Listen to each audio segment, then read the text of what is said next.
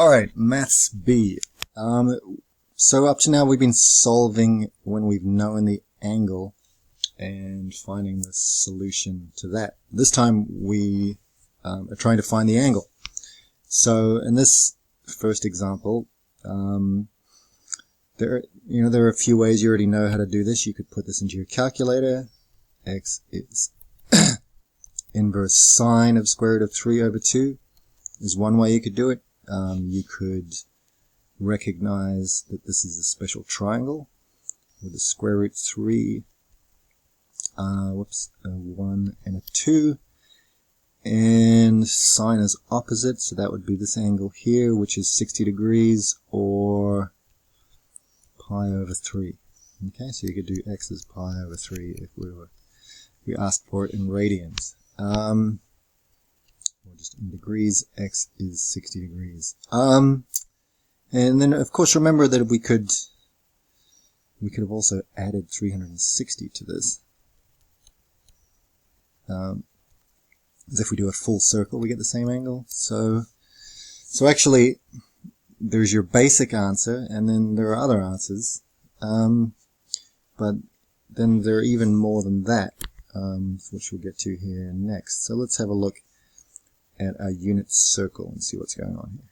Okay, so we've got, just remember this, going this way is my cos, plus and minus, and up and down is my sine. Okay, so I've got a circle, and 0, 1, 1, 0. Okay, so if sine of x is the up and down, so square root of 3 over 2 is actually, if you put that into your calculator, that is about around here. 0.866, something like that.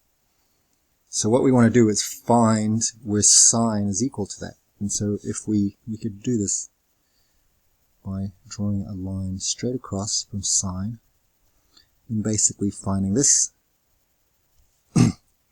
and finding this. There are 2 points where that crosses. So what we need to do is find those 2 points. Okay, and this is going to be completely symmetric. So this angle and this angle are going to be exactly the same. Alright, so this angle here, well, let's see the coordinates of this point. The y is square root of 3 over 2. We don't know what the x is yet, but actually it's going to be a half. Square root of 3 over 2. Okay. Anyway, we've already solved for this first angle. We found 60 degrees. We know that this angle here is 60 degrees, or pi over 3. So we need to also find, so this is 60 degrees. So the other solution is relates to the second line, which is this angle here. Okay. Now this angle here, if we recall, this is in quadrant 2, and my formula is pi minus theta, or 180 minus theta. Okay, so this theta equals 60, or x equals 60 is my base angle. So in quadrant 2, my angle is equal to pi minus pi over 3, or 180 minus 60. Okay, so that would be 2 pi over 3, or 120 degrees. Okay, so there's two solutions here. So x equals 60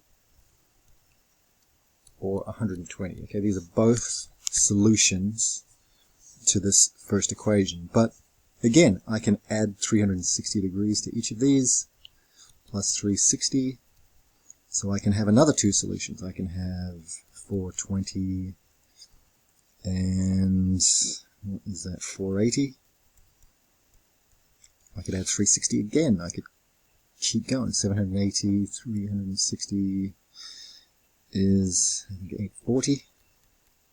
I can even subtract and go the other direction. Okay, so there are actually an endless number of solutions. So generally, with a problem like this, I will be told to limit my solutions. Okay, so this, because there are an infinite number of solutions. So So this problem, correctly written, might have been solve sine x equals square root 3 over 2 when x is between 0 and 2 pi. Okay? And this, writing 2 pi instead of 360, this indicates that the answer is in radians. Alright, so this is how you know if your answer should be in degrees. A radians is by the condition. Alright, so let's have a look at another example, okay, and go through the steps that you will do each time you solve this. Because you don't need to draw, you don't need to actually sketch it each time. Cos. So solve cos x equals minus square root of 2 over 2 over this domain. Alright, so I'll quickly sketch, but we'll solve this without sketching for the rest of it, okay? Because cos minus, okay, look at C-A-S-T, cos minus is in quadrant 3 and quadrant 4, okay? We do need to know the formulas in these two quadrants. We'll need these. Sorry, that's minus. Alright, so what's going on here is negative square root of 2 over 2, marking our two solutions. Two solutions are here and here. So what we need to do is find theta. Okay, find theta. This is our base angle. If we find our base angle, we can use this and this to solve. Okay, so step 1. Okay, we know the quadrants that our answer is in because we know that cos is negative. Here it's a negative. Okay, so cos negative, so we're in quadrant 3 and quadrant 4. Okay, so now we find our base angle, and to find the base angle, we just get rid of the negative. Okay, so we get rid of the negative of negative. Okay, so what we do is we solve, so we just solve cos x equals square root 2 over 2 with no negative, and this will find a base angle, an angle in quadrant 1.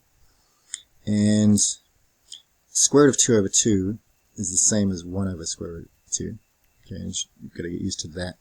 It's another way of writing it, and that is the 45 degree or pi over 4 1 square root 2 triangle. Okay, so the solution to this, so this base angle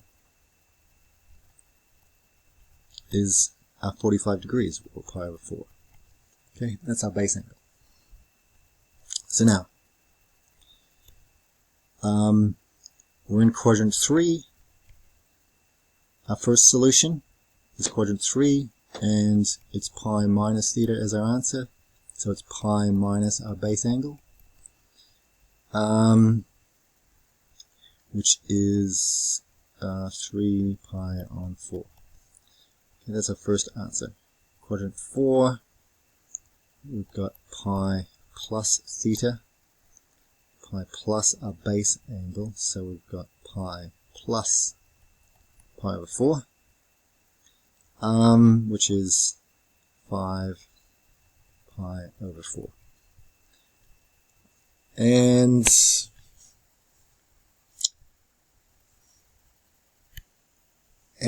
that's it. We have found our two solutions. These are from 0 up to 2 pi. And there are two solutions. Okay, we If we had specified a different range, say if we wanted 0 x up to 4 pi, for example, what we would have had to do differently is just in this last step, we've got x is 3 pi over 4 and 5 pi over 4. What we have to do is add a full circle to each of those answers. So our next answer would be, we'll take the first 3 pi over 4 and we'll add 2 pi. The second one, we'll take 5 pi over 4 and add 2 pi. Okay, adding 2 pi is the same as adding 8 pi over 4. So we would have 3 pi on 4, 5 pi on 4, 11 pi on 4, and 13 pi on 4. And that's it. We're done.